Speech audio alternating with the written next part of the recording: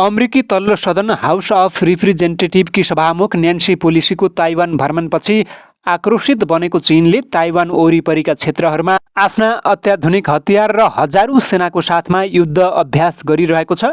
यसै सन्दर्भमा अमेरिकाले पनि कडा कदम उठाएको छ। भारत र अमेरिका बीच गत अप्रिलमा भएको मन्त्री स्तरीय बैठकको सकारात्मक परिणाम देखिन थालेको छ। अप्रिलमा दुई देशका रक्षा मन्त्री तथा विदेश मन्त्री बीच भेटवार्ता भएको थियो। उक्त वार्तापछि पहिलो पटक अमेरिकी नौसेनाको जहाज मर्मतका लागि भारत आएको छ। अमेरिकी नौसेनाको उक्त जहाजको मर्मत भारतको एल&टीको तमिलनाडु स्थित सिपयार्डमा गरिनेछ। ताइवान मामिलामा चीनसँग सम्बन्ध बिग्रिएको बेला अमेरिकी नौसेनाले जहाज मर्मतका लागि भारत ल्याएको हो। दुई देशका मन्त्रीहरूबीच चीनको गतिविधिलाई मध्यनजर गर्दै भारत र अमेरिका बीच सुरक्षा क्षेत्रमा सहयोग बढाउने सहमति भएको भारतीय सञ्चार माध्यमहरूले जनाएका छन्। पछिल्लो पटक अमेरिकी नौसेनाको जहाज चार्ल्स ड्र्यू मर्मतका लागि भारत आइपुगेको छ। उक्त जहाजको मर्मत सम्बन्धी कार्य एल&टीको काटुपल्ली स्थित सिपयार्डमा गरिनेछ, जसमा 11 दिन लाग्ने अनुमान गरिएको छ। आगामी दिन थप अमेरिकी जहाजहरू मर्मतका लागि भारत आउन सक्ने बताइएको छ। अमेरिकी जहाजलाई लिन भारतीय रक्षा सचिव doctor Ajay Kumar, vice chief of naval staff commanding rear admiral S Venkat तथा रक्षा मन्त्रालयका उच्च अधिकारीहरू सिपयार्ड पुगेका छन्। चेन्नई स्थित अमेरिकी दूतावासका काउन्सिल जनरल जुडिथ रबिन र नयाँ दिल्ली स्थित अमेरिकी दूतावासका रक्षा सहचारी रियर एडमिरल माइकल बेकर पनि सिपयार्ड पुगेका छन्। भारतीय रक्षा सचिव डाक्टर अजय कुमारले भारतीय सिपयार्ड उद्योग र भारत अमेरिका सम्बन्धका लागि यो ऐतिहासिक दिन भएको बताएका छन्। उनले अमेरिकी नौसेनाको जहाजलाई भारतमा स्वागत गर्न पाउँदा उत्साहित भएको बताएका छन्।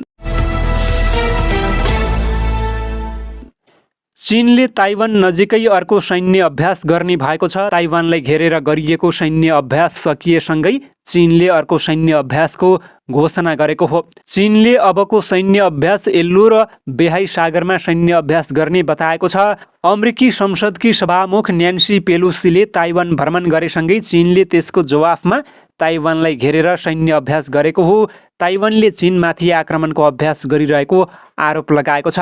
आइतबार चिनिया सैन्य विशेषज्ञले चीनले अब नियमित रूपमा ताइवान नजिकै सैन्य अभ्यास गर्न सक्ने बताएका छन्। चीनले ताइवानलाई आफ्नो प्रान्तको रूपमा लिँदै आएको छ, तर ताइवानले भने आफू एक छुट्टै स्वायत्त राष्ट्र भएको दाबी गर्दै आएको छ।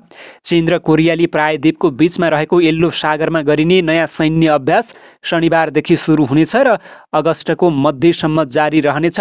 उक्त सैन्य अभ्यासमा जसमा लाइभ फायर अभ्यास पनि हुनेछन्।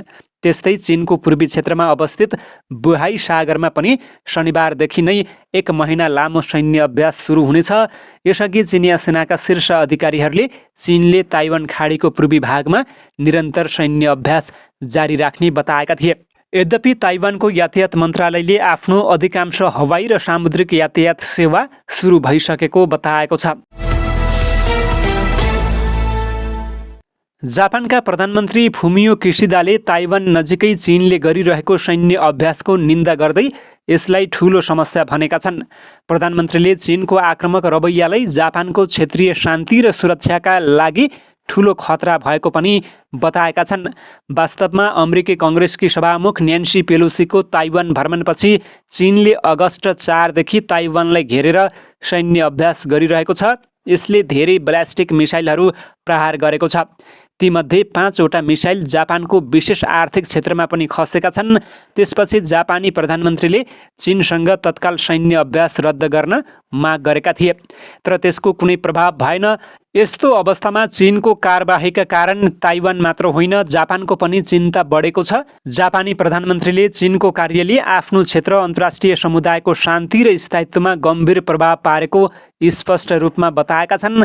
जापानी सञ्चार माध्यममा पनि चीनको सैन्य कारबाही र देशको आन्तरिक सुरक्षामा देखिएका चुनौतीका बारेमा धेरै कुरा लेखिरहेका छन्। अनलाइन न्युज पोर्टल जापान टुडेले चीनको कारबाहीपछि देशको आन्तरिक सुरक्षामा बढेको चिन्ताबारे एउटा लेख प्रकाशित गरेको छ।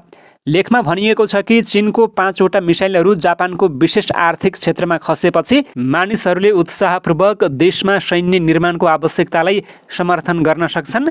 देशको सत्तारूढ लिबरल डेमोक्रेटिक पार्टीका वरिष्ठ सांसद र पूर्व विदेश तथा रक्षा मन्त्री तारो कोनोलाई उद्धृत गर्दै लेखमा चीनको हालैका कार्यहरूले ताइवानलाई केही भयो भने जापान पनि प्रभावित हुने देखाइएको छ। लेखमा भनिएको छ, यो स्पष्ट रूपमा जापानको लागि खतराको सङ्केत हो। जापानका रक्षा मन्त्री नोबुओ किसीले देशको विशेष आर्थिक क्षेत्रमा खसेको चिनिया क्षेप्यास्त्रको विरोध गर्दै भने यसले जापानको राष्ट्रिय सुरक्षा र जापानी जनताको जीवनलाई खतरामा पारेको छ। हामी यसको घोर निन्दा गर्दछौँ।